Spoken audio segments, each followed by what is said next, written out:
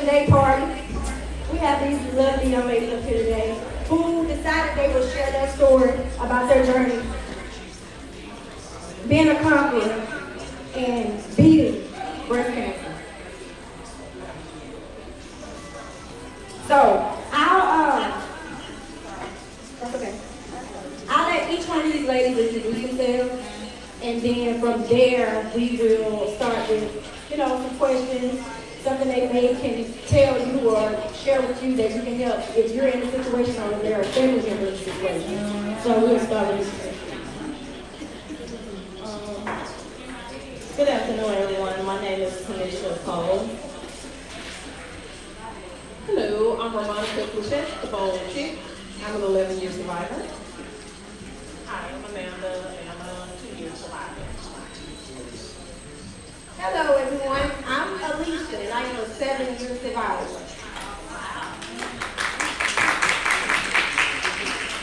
So the first question I'm going to ask each one of the ladies was, when were they diagnosed and at what age? I'll start. I was diagnosed at the age 29. It was 3 days before my 30th birthday. And I was 36. 36. And for me, I was 45, and that's 45. 17 days before my birthday, which I was in 46. Right? What was the initial stage when you were diagnosed? For me, it was stage 2. Stage 1. Mine was stage 3, it was invasive. For me, it was stage 4 in the beginning. After about 4 months, I went down to stage 2. So each one of y'all give us a little bit of what your experience was when you first received the news, when the doctor first gave you that news. It was heartbreaking. I had 3 sons, so I just immediately broke down. You never want to get that type of news, ever. Right. But I didn't break down. I think I cried that day only about it. For me, honestly speaking, I knew it already. So I was prepared when the doctor told me. I had already talked to God about it and he told me what it was already. So I was prepared when I was at the doctor's office, but I was afraid for my kids. Same thing like Dante. I felt like I already knew, simply because it was a lump that wasn't there previously. They had withdrawn the fluids, they'd done a lumpectomy, they just kept going to that spot and it's like, if there's nothing there and there's nothing, they wouldn't keep going there. So I kind of felt like I knew. So when they told me, I think it was just more shock, even though you know in your spirit. But same thing, it wasn't like any major tears. It was just like, okay, dang, you couldn't fight. Yeah. And for me, I was at work. I chose a phone call instead of being at the doctor's office because I didn't want to miss no money. So, with that said, when I received a phone call at 3:30, I work at Walmart, I immediately said, Jesus will fix it. So was it something in the family? Did it occur in the family? Was it a family history of a right here? Yeah, mine was in the hereditary. They tested for all that. Even though my aunt, she had breast cancer, but it was on my dad's side, but it wasn't hers. I was tested for the BRCA gene, but it was negative. No one in my family ever had it. I was tested for the BRCA gene, but it was negative. No one in my family had it. So I'm the only one. I'm the first and the only one that ever had breast cancer in my family. So just share a little bit about the process of treatment. The process of treatment for me, it was 8 rounds of chemo. So I went through 8 rounds of chemo, and then I went through 6 surgeries after that, but then I had 4 more after that. So the process was, you go into the doctor. I had what they call the red devil, which it breaks down everything in your body. So, I had that, it's something that you can't get again. They tell you, if you get it one time, you can't come back for it. So if it's reoccurrence for me, I won't be able to get that next. At the same, pretty much, I found out that I was in 2016, and the next day, they put a port in, and chemo from August to December, and I had 2 surgeries in December. And after that, I was done with my chemo December 2016, and they put me on some pills, and I had to do radiation after that for 30 days, every day.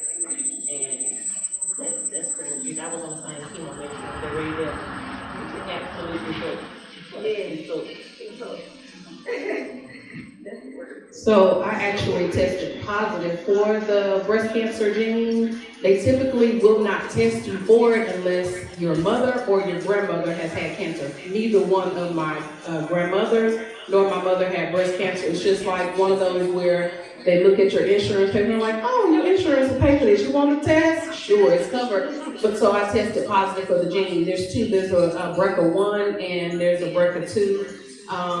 BRCA1, they recommend that you have, and I don't know if this is the same for like 2, but they recommend that you have a full hysterectomy and that you have a bilateral mastectomy to keep things from coming back. So I actually had both of those surgeries done at one time. I call it the blue plate special, because I was like, we're not gonna be doing this back and forth kind of stuff. We just don't do it one time and let it be over with. So I did that in December, and then the 6 months earlier than that, I did 6 rounds of chemo. I did not qualify to take I call it the pills that they just mentioned. I call that the insurance. We know we got Jesus, but I call it the insurance. Because while you hate going through chemo, when it's over for somebody like me, there is no maintenance drug. You just leave, you ring the bell and you leave and you pray that it doesn't come back. They had pill, they could take that pill, would not have worked for me in my situation. Like the chemo drugs that they gave me, there's really not a cocktail for triple negative. I don't know if any of you guys are triple negative. The triple negative is the breast cancer where typically within about 2 years, you just usually not healed for like black women, so. Well, for me, I actually didn't have to go through chemo, but I did have to take the chemo pill for 10 years. So, other than that, I'm glad to still be here. Awesome. With family support, was that one of the biggest things? Because, of course, other than God, of course.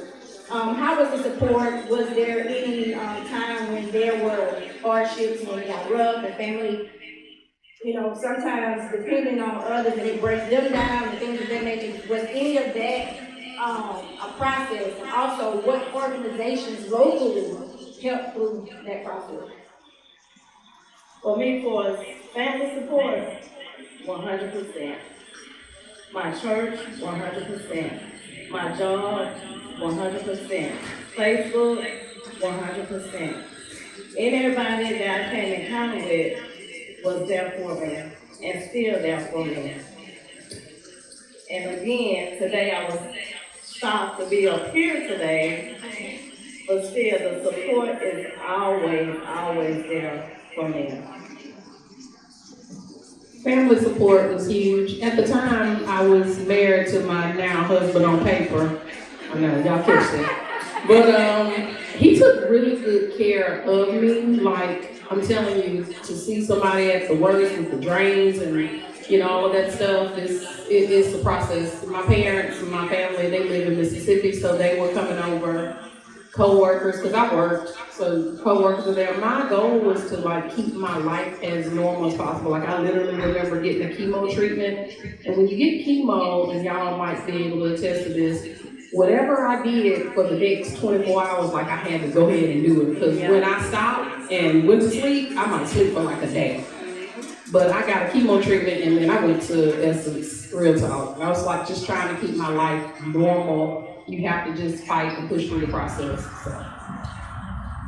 Yeah, I was the same. I had my family, friends, everybody, everybody know I like to laugh.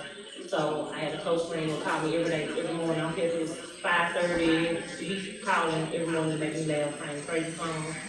my best friend, LaShonda, she went to my chemo with me, she took me, was there with me for, my surgeries, and my mom and my aunt, my sister, my kids just had a whole lot of help and support with me. And my mom was there, she would let me do nothing after surgery, she know how I am. I like to keep moving and growing. She's like, "Would you let somebody let you?" So yeah, I had support. For me, the support from my family was great.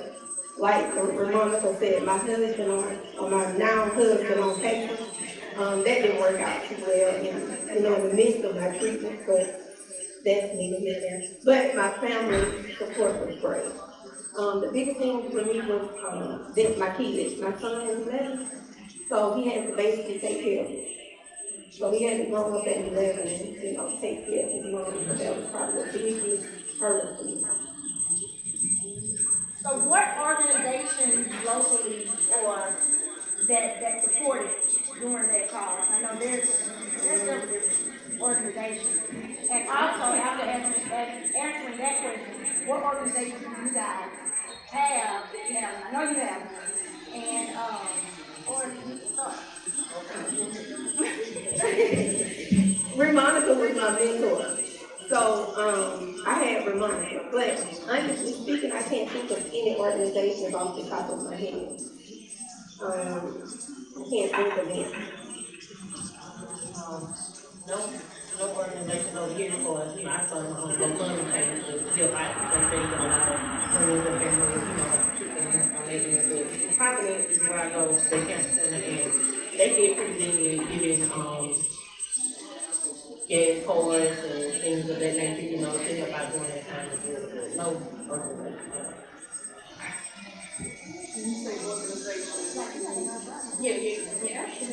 Well, so American Cancer Society is, I think, where everybody kind of lands. I know I did, landed there. I knew the woman because I volunteered with them before, so it was weird to be sitting there as, a patient, whereas before you were an advocate for people who were going through it. After going through my process, I realized that Black women didn't talk about it, and that, in our community, there's a lot of stuff we don't talk about. Whole other story. But I wanted women to have someone to talk to, some support, because I remember hearing one of the doctors say two things. One, that sometimes Black women opted not to get the treatment because they didn't want to lose their hair and they died.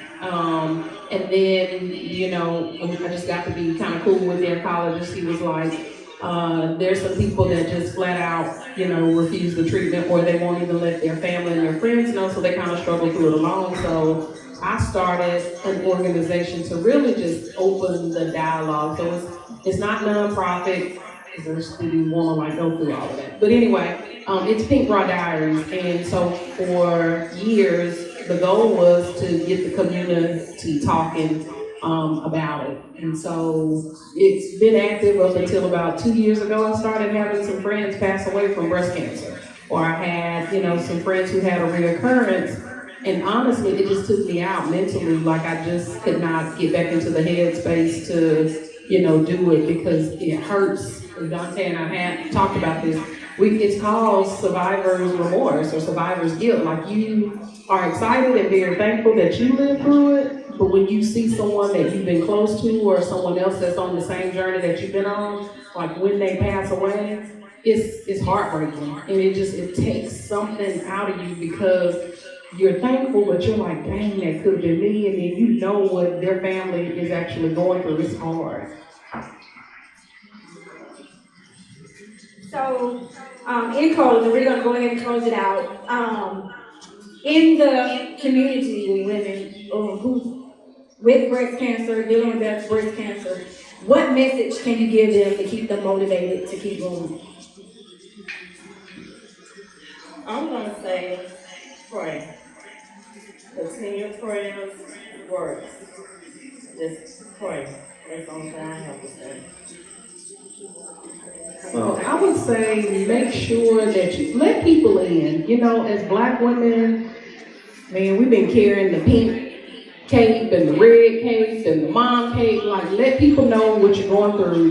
It's enough that you're having to go through this, but when you don't let your family and your friends in, let them know what's going on. Somebody want to bring you some food, don't be talking about, nah, girl, I got it. Somebody want to give you some money, don't be like, no, we're okay. Because you just said it, we pray. So oftentimes we pray, and then when people show up to bless us or to give us things, we got our hands closed. So really it's kind of like an insult to the prayer and to God. So be open, let people know, be transparent. And really I think we can all say, like, this was not for us. Like going through it, you're like, maybe this sucks a little bit. But on the other side of it now, we all know, I'm speaking for us, you can help so many other people. Just every time we talk about it, every time somebody goes live and shares the story, it's another woman who gets a chance to hear it that says, oh, wait a minute, okay, they made it through, it's gonna give somebody else some hope. So just let people know what's going on. I pretty much that's the same thing, pray, keep your faith, and stay positive, and keep positive people around you. And like you say, let people in, and, don't block your business. My mom told me that, she's like, girl, do not block your business. I would say the same thing. I'll piggyback off of Monica and just say, just let people in. That was the hardest part for me, letting people in. So I would say, pray and let people in, let people help you. Don't be so prideful. So now we're going to open it up for Q&A. If there's anybody that wants to ask a question, or if you don't want to ask it on the mic afterwards, but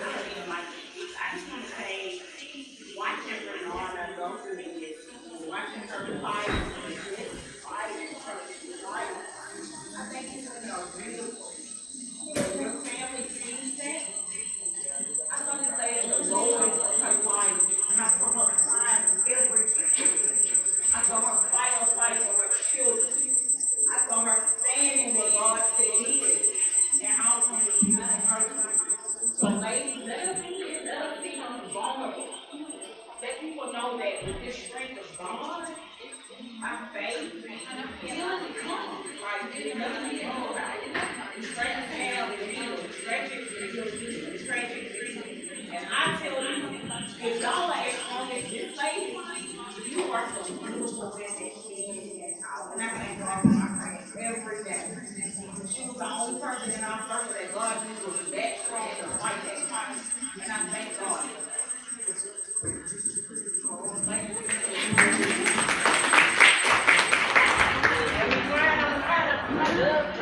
Ladies, could you give us some information on some things that we can prevent from?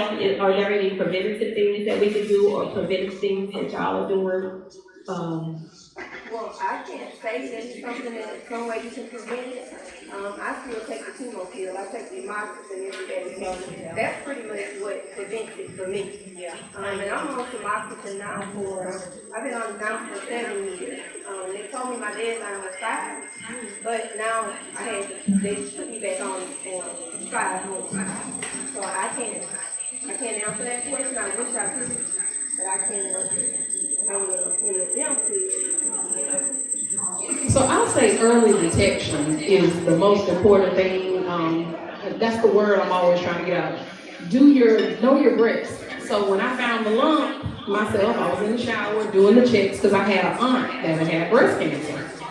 I was like, wait, what is this? And if you know your breast, you know when something new and unusual shows up. And while most people who call me are frightened that they found a lump, I can also tell you that a lot of times it's absolutely nothing. The thing is, you just won't know until you go. So just know your breast, know your body on all fronts. If something is different, don't put it off, investigate it and see what's up.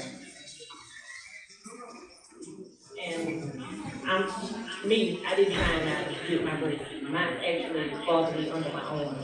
I didn't get a lump until after the fact. So I didn't feel the lump, I didn't feel anything.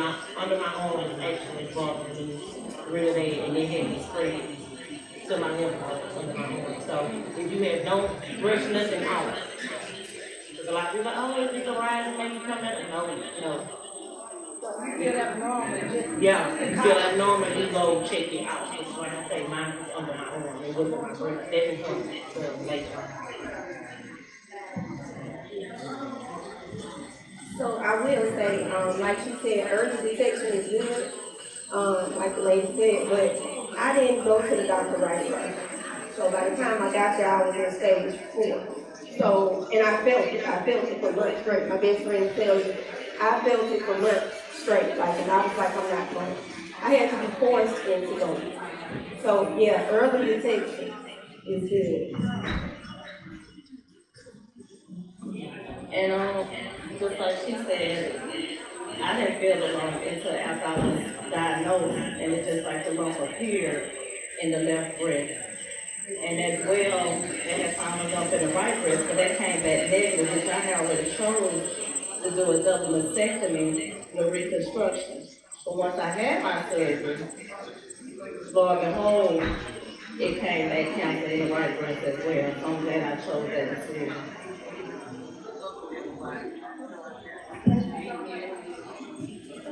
Anyone else have any questions? Anything to say? Well, we thank you for sharing your story. It is something that affects Black women, of course, the most. And being able to share your story, that's stronger, because I know Miss Tanisha, she didn't want to come up here, but we appreciate you. And I just want to say, you guys keep sharing your story, keep encouraging us as women, keep motivating those that's going through. And if there's anything I can do to help in getting the word out, early detection, or anything like that, even with your organization, Ramonica, just let me know and I'll be willing to help. I think that's all we have, so we can turn the music back up, eat, drink, be merry. Thank y'all.